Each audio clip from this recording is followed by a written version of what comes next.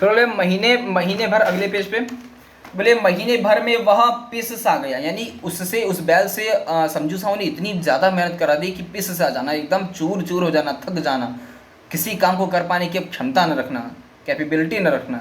ठीक है। तो एक दिन चौथी खेप में साहू ने दूना बोझ डाल दिया। दूना माने दुगना, ट्वाइस। ठीक है, इतना ज़्यादा जिसकी जितनी क्षमता है, जैसे हम 10 किलो वजन उठा सकते हैं तो 20 किलो 20 केजी डाल देना, अपनी शरीर की क्षमता से, अपनी हिम्मत से ज़्यादा काम कर देना।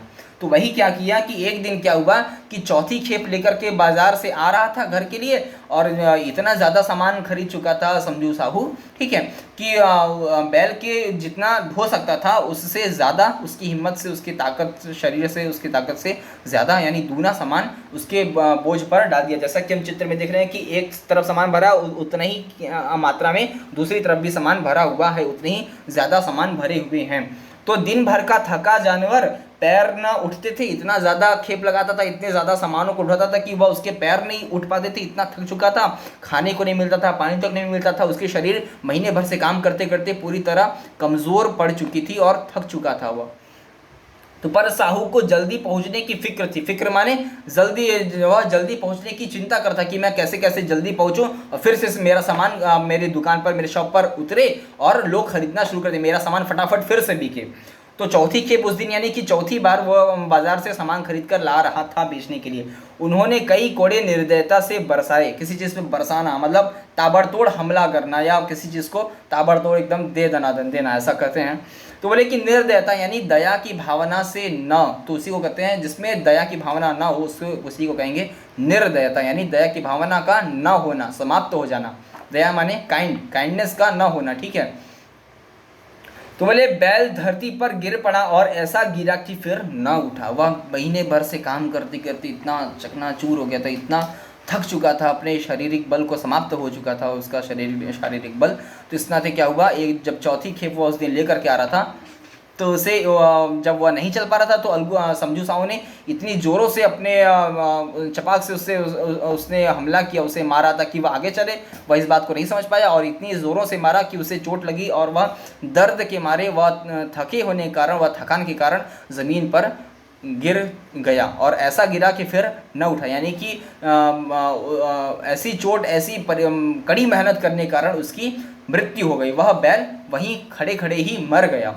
फिर क्या हुआ, तो इस घटना को हुए कई महीने बीत गए। अब महीने भर बीत गई, महीने के अंदर ही इतना ज़्यादा काम करा दिया कि वह बैल भी मर गया और उसी महीने के बाद अलगू चौधरी को पैसे भी देने थे समझू साहू को। अब पैसे देने की भी चिंता है और बैल भी मर गया। अब क्या किया जाए, कुछ साधन नहीं बचा है। तो महीने बीत गए। अलगू जब अपने बैल का दाम मांगते हुए साहू और सहुबाइन दोनों की झल्लाटे अंट संट बकने लगते। जब साहू पहुँचे, यानी कि जब अलगू चौधरी, महीना भर बीत गया, उसे अपने पैसे चाहिए थे, लेना था, तो वह समझू साहू के पास गया।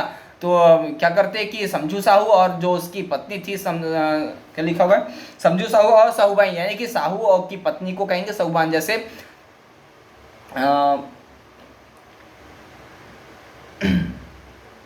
लिखा हुआ है कि अलगू जब अपने बैल का दाम मांगते तो क्या हुआ कि जब अलगू चौधरी अपना पैसा मांगने के लिए गए साहू के पास, तो साहू और उनकी पत्नी जो सहुबाइन थी वह आपस में ही लड़ाई करने लगते कि अलगू चौधरी को पैसे कैसे उपलब्ध कराए जाएं, कैसे दिए जाएं। तो वह क्या करते थे, अंट संट यानी कि कुछ बुरी बुरी बातें, अनाप शनाप बकना शुरू कर दिया करते थे, कि बहाने बनाते थे। ठीक है, शिकायतें करते थे कि आपने कैसा बैल दे दिया, वो मर गया, वो काम नहीं कर पाया, पैसे नहीं दे पाएंगे, ये है वो है, ऐसे ही कुछ बहाने करने लगे और शिकायतें करने लगे। अंट संट बुरी बुरी बातें अलगू चौधरी को वो कहना शुरू कर देते जब भी वह पैसा मांगने के लिए जाता था।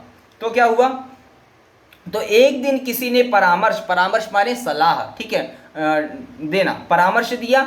तो दिया कि पंचायत करा लो, यानी कि वही बात जो क्या कहते हैं जुम्मन शेख के साथ हुई थी, कि जब जुम्मन शेख और खाला में बात नहीं बन रही थी आपस में, तो उन दोनों के बीच भी क्या हुआ था, पंचायत करा गई थी। पंचायत ने जो फैसला सुनाया उस पर दोनों ने अमल किया। तो उसी तरह क्या हुआ कि अब फिर से लड़ाई हो गई। अब अलगू चौधरी जो सरपंच बने थे, अब उनकी ही लड़ाई हो चुकी है किसी से। तो अलगू चौधरी की अब लड़ाई हो गई है, ठीक है, समस्या आ पड़ी है। तो किससे है, समझू साहू से। तो अब अलगू चौधरी और समझू साहू के बीच में फैसला होना है। तो उन दोनों ने कहा किसको कैसे हमारा बात निपटेगा, कैसे हमारी इच्छाएं पूर्ण होगी। तो बोले कि ठीक है। तब किसी ने परामर्श दिया अलगू चौधरी को कि तुम जाओ सरपंच करा लो, यानी कि पंचायत बैठा दो इस पे, और वहीं पर फैसला हो जाएगी। जो पंचायत कहेगी वह मान्य होगा, वही फैसला माना जाएगा जो पंचायत कह देगी। एक प्रकार से अदालत जो आदेश सुना देगी उसी आदेश का पालन किया जाएगा। तो साहू जी राजी हो गए। तो साहू जी कहा हाँ हाँ ये बात सही होगी, अच्छा होगा अगर पंचायत इस पे हमारी बात मान ले, हमारा फैसला सुनाने के लिए तैयार हो जाए तो बहुत बेहतर होगा, बहुत अच्छा होगा। तो अलगू ने भी हामी भर दी, यानी अलगू चौधरी भी कह दिए कि हाँ ठीक है पंचायत करा लेते हैं, और अलगू चौधरी तो चाहती थे कि हो जाए पंचायत, और समझू साहू ने भी इस पे कहा कि हाँ मुझे भी मैं भी यही चाहता हूँ कि इस पर पंचायत करा जाए, पंचायत इस पे फैसला सुनाए इस बात पर कि बैल मर गया और उसने ठीक से काम नहीं किया और तुमको पैसे भी देने हैं, तो कैसे कैसे तुमने सामान भी अच्छा नहीं दिया और तुम्हें पैसे भी पूरे चाहिए। ठीक है, इसी बात को लेकर लड़ाई थी दोनों के बीच में।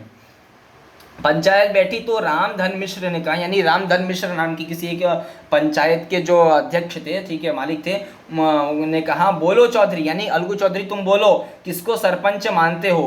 तो फिर से वही बात है जैसे कि खाला ने और जुम्मन शेख ने कहा था कि किसको सरपंच बनाया जाए, तो वही क्या कहते हैं रामधन मिश्र से कहा था कि रामधन मिश्र को बनाना चाहते हो कि अलगू चौधरी को बनाना चाहते हो सरपंच। तो जुम्मन शेख ने कहा था कि खाला ने कहा कि हाँ अलगू चौधरी को बनाए, तो जुम्मन शेख भी यही चाहते थे अलगू चौधरी बनाए।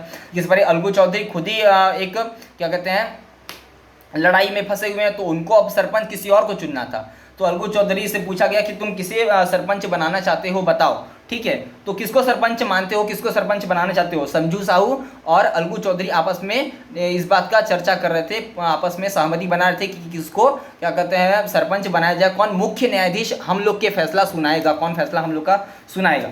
तो अलगू ने दीन भाव से कहा समझू साहू ही चुन ले। तो अलगू चौधरी ने कहा कि समझू साहू जो है वही जिसको चाहते हो मुख्य न्यायाधीश बनाना, सरपंच बनाना, वो जिसको कह देंगे मैं मान लूँगा। तो क्या हुआ कि समझू खड़े हुए और कड़क कर यानी खूब जोर से बोले कि मेरी ओर से जुम्मन शेख सरपंच रहेंगे, मुख्य न्यायाधीश बनेंगे।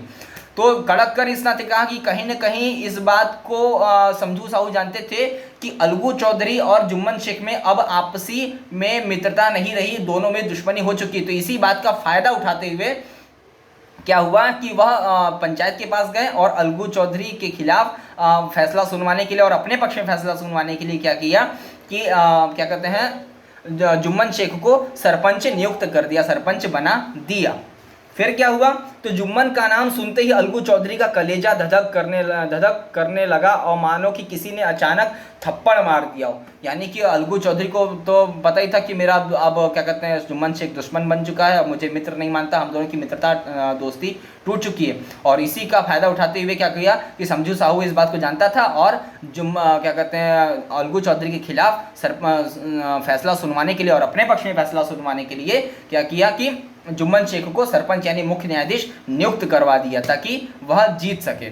इस चाल को वह बहुत बड़ी चतुरता से खेल गया। तो किसी ने पूछा क्यों चौधरी, तुम्हें कोई उज्र तो नहीं।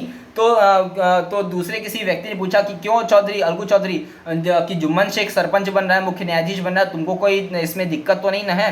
तो बोला कि तुम्हें कोई उज्र तो नहीं। तो उज्र माने कोई समस्या, उज्र माने होता है कोई दिक्कत, कोई परेशानी, कोई प्रॉब्लम तो नहीं है ना, कोई आपत्ति तो नहीं ना है, तुमको कोई दिक्कत तो नहीं है। चौधरी ने कहा निराश होकर। चौधरी इस बात को जानता ही था कि अब सब कुछ गड़बड़ होने वाला है, सब कुछ ठीक होते हुए भी अब शायद सब कुछ बदल कर हो जाए, सब कुछ ठीक ना हो, जैसा मैं चाह रहा हूँ वैसा ना हो, क्योंकि मैं तो सत्य हूँ लेकिन फिर भी सत्यता अब शायद मेरे पक्ष में साबित ना हो पाए। क्यों? क्योंकि दुश्मन ही अपना क्या नाम है, जो जज है वही अपना दुश्मन है। तो कभी कोई दुश्मन किसी के हित में फैसला सुना सकता है क्या? कभी नहीं। ठीक है, तो इसी बात को सोचते हुए क्या कहते हैं अलगू चौधरी अब मन ही मन निराश होकर के बड़ी हीन भावना से करा था कि अब मैं क्या कर सकता हूँ, जो साहू ने समझ लिया, जिसको कर दिया, मुझे तो मन ही मन अपना मन भारी करते हुए कहता है नहीं मुझे कोई दिक्कत नहीं, ठीक है वही फैसला सुना है, कोई दिक्कत नहीं। तो सरपंच का मुख्य आसन ग्रहण करते हुए जुम्मन शेख के मन में अपनी जिम्मेदारी का यानी जो काम करना था, जो पक्षपात न करते हुए सही जो था उसको पेश करना था, सबके सामने लाना था, इस भाव को पैदा हुआ। यानी इस भाव को सोचते हुए जुम्मन शेख ने अपना काम करना शुरू किया, यानी कि अब प्रश्न करना, सवाल जवाब करना और फैसला करने की ओर वह बढ़ चला था। तो उसने सोचा मैं इस वक्त न्याय और धर्म के सर्वोच्च आसन पर बैठा हूँ। बात सही है भाई, जब दो लोगों में विवाद होता है, कोई समस्याएं होती हैं, तो उसका फैसला तो एक जज ही सुनाता है, एक कोर्ट ही सुनाता है। अगर कोर्ट ही किसी फैसले को सुनाने में पक्षपात करने लगे, वह सही को गलत ठहरा दे, गलत को सही ठहरा दे, तो क्या न्याय पर लोग विश्वास रखेंगे? क्या कोर्ट पर लोगों का विश्वास रहेगा?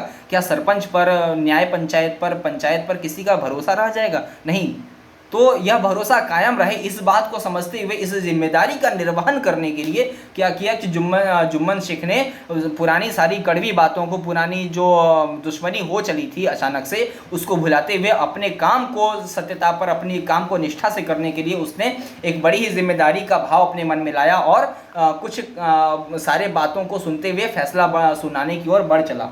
तो मैं इस वक्त आसन पर बैठा हूँ, ऐसे सर्वोच्च पद पर मैं बैठा हूँ, ऐसा जुम्मन कर रहा है। तो मेरे मुंह से इस समय जो कुछ भी निकलेगा, यानी जो भी फैसला मैं सुनाऊंगा, जो बात कहूँगा, अगर मैं सच को सच कहूँ, झूठ को झूठ कहूँ, ऐसा मैं अगर कहूँगा, तो वह देववाणी, देव माने देवता, भगवान, वाणी माने उनके ही बताए गए मार्ग, जो सच्चे है, सत्य ही देववाणी, जो भगवान की कही गई सत्यता है, भगवान के द्वारा, भगवान के समान जो सत्य है, देव के समान जो सत्य है, उसके सदृश, सदृश माने समान होगा। यानी भगवान जो बात कर देते हैं, जैसे भगवान जो आदेश हैं, जैसे गीता में, बाइबल में, ठीक है, और कुरान इत्यादि में, रियायतों में जो सारी बातें अल्लाह के द्वारा, भगवान के द्वारा, जो गॉड के द्वारा बताए गए रास्ते हैं, उन्हीं को सारा संसार फॉलो करता है, मानता है, उन्हीं को सर्वोच्च माना जाता है। तो उसी प्रकार से कहा कि मैं न्यायाधीश बना हूँ, मैं ऐसे पद पर बैठा हूँ, और मैं जो भी बात कहूँगा वह सब कुछ देववाणी के समान, सदृश माने समान, ठीक है, उसके इक्वल, बराबर में साबित होगी। अतः मेरी एक एक बात पर ध्यान दिया जाएगा,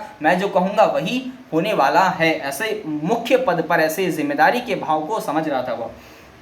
अतः मेरा सत्य से जो भी जौ भर भी टलना उचित नहीं। तो कहा जौ माने जौ का कितना छोटा दाना होता है। बोला कि मैं जो बात कहूँगा उससे कोई एक बात भी गलत ना हो, उससे एक तिनके के समान, एक जौ के दाने के बराबर भी बात गलत साबित नहीं होनी चाहिए। ठीक है, मैं जो बात कर दूंगा वही सत्य मान लीजिए, क्योंकि मैं ऐसे पद पर बैठा ही हूँ, इस पद की महानता है। ठीक है, तो बोले पंचों ने दोनों पक्षों से सवाल जवाब करना शुरू कर दिया। ठीक है, कौन सही है, किसने क्या किया, किसने गलती की, क्या हुआ, सब कुछ तह तक जाना शुरू किया, सब कुछ पूछना शुरू किया। अंत में जुम्मन ने फैसला सुनाया अलगू चौधरी और समझू साहू को। ठीक है, अंत में समझू साहू और अलगू चौधरी के दोनों के जो विवाद था उसको फैसला सुनाना शुरू किया। पंचों ने तुम्हारे मामले पर अच्छी तरह विचार किया। कहते हैं कि विचार करना, आपस में विचार करना, ठीक है, सोचना समझना, थिंकिंग करना ऐसे मसलों पर। तो बोले समझू के लिए उचित है कि वह बैल का पूरा दाम दे। अंत में निर्णय क्या निकल के आया कि जब जुम्मन शेख सारी बातों को समझे, गहराइयों तक गए, तो अंत में निर्णय यह लेकर आए वह कि जो बैल खरीदा गया था समझू साहू के द्वारा और अलगू चौधरी ने भेजा था, तो उस बैल का कीमत, यानी जो भी अदायगी, जो कीमत तय किया गया था, उस पूरी की पूरी कीमत को क्या करना है कि समझू साहू को अदा करना होगा, यानी देना ही पड़ेगा किसी भी कीमत पर, एट एनी कॉस्ट। ठीक है, तो बैल लिया उस वक्त उसे, बोले कि जिस समय उन्होंने बैल लिया उस वक्त उसे कोई बीमारी न थी। इस बात पर ध्यान देना चाहिए कि जब अलगू चौधरी ने बैल अपना बेचा था तो उस बैल को किसी प्रकार की कोई बीमारी नहीं थी, यानी कि वह बीमार नहीं था। अगर हम कोई सामान मार्केट से खरीदते हैं और वह खराब अचानक से हो जाए तो हम बता सकते हैं कि जब हमने खरीदा था उसी वक्त थोड़ी सी कुछ कमी थी, अतः इसको वापस करके मुझे दूसरा सामान दिया जाए या इसे रद्द कर दिया जाए। लेकिन जब मैंने कोई सामान अच्छी खरीदी है, उसमें किसी प्रकार की कोई खामी नहीं है, और जब मैं लेकर आऊँ, मैं कुछ समय तक यूज कर लूँ, अब वह खराब हो जाए, तो गलती हमारी तरफ से होगी, वह तो बेचने वाले क्रेता की कोई गलती नहीं होगी इसमें। तो इसी बात को ध्यान देते हुए पंचायत ने जो जुम्मन शेख हैं उन्होंने फैसला सुनाया। बोले अगर उसी समय दाम दिए होते तो आज समझू उसे फेयर लेने का आग्रह करते। आग्रह करना माने रिक्वेस्ट करना। ठीक है, प्रार्थना करना, विनती करना। तो बोले कि अगर जिस समय क्या कहते हैं अलगू साहू ने बैल खरीदा था, अगर वो पैसे दे चुके होते तो आज ये विवाद ना खड़ा होता। अगर उसने पैसे नहीं दिए तो उसको पैसा ना देना पड़े, इससे बचने के लिए ही उसने इतना बड़ा विवाद परेशानी खड़ा की है, और वो पैसे देने से बचना चाहता है, भागना चाहता है, इसी नाते यह सब कुछ समस्या खड़ी किया है। तो अतः अगर उसने पैसा नहीं दिया था तो उसको पैसा तो देना ही पड़ेगा। ऐसा कहते हुए बैल की मृत्यु केवल इस कारण हुई कि उससे बड़ा कठिन परिश्रम लिया गया। यानी पंचायत इस बात को समझ चुकी थी, जान गई थी कि अलगू साहू ने बहुत ही बड़ी निर्दयता से उस बैल से काम करवाया था, उसको खाना पानी ठीक से नहीं देता था, अथक परिश्रम उससे करवाया, जिसके कारण अथक परिश्रम के कारण बैल की मृत्यु हो गई। तो और उसके दाने चारे का अच्छा प्रबंध न किया गया। प्रबंध माने इंतजामात, ठीक है, इंतजाम करना, ठीक है। तो ऐसा न किया गया जिसके कारण न खा पी पाने के कारण, ठीक है, उसकी मृत्यु हो गई। तो सरपंच का फैसला सुनकर अलगू चौधरी फूले न समाये। फूले न समाये यानी इतनी खुशी वह बयां नहीं कर पा रहे थे, इतने खुश हो गए थे अपने पक्ष में फैसला सुनते हुए कि उसको अपने पैसे मिलेंगे, उसका जो हक है वह उसे मिलेगा ही मिलेगा। तो उठ खड़े हुए और जोर से बोले, पंच परमेश्वर की जय। यानी किसी चीज़ का जब हम जयकारा लगाते हैं, किसी चीज़ की जय बोलते हैं, तो जब उसके लिए हम अपनी विनम्रता को, अपनी सच्चाई को जाहिर करते हैं, तो ऐसा उसने कहा कि जो पंच परमेश्वर यानी जो परमेश्वर के रूप में जो पंचायत बैठी है वह हमारे लिए बहुत हमारे लिए वह परमेश्वर के समान साबित हुई। जो सच है उसे ही सच साबित किया, झूठ को सच साबित नहीं किया। अतः उसने यानी जो अलगू चौधरी उसने ऐसा जयकारा लगाया कि अतः पंच परमेश्वर की जय। जो पंचायत है उस पंचायत की, उस न्यायाधीश की, उस मुख्य न्यायाधीश की जय हो, यानी सत्यता सत्यमेव जयते, ऐसा। तो इसके साथ ही चारों ओर ध्वनि हुई, यानी आवाजें गूंजने लगी, पंच परमेश्वर की जय, पंच परमेश्वर की जय, ठीक है।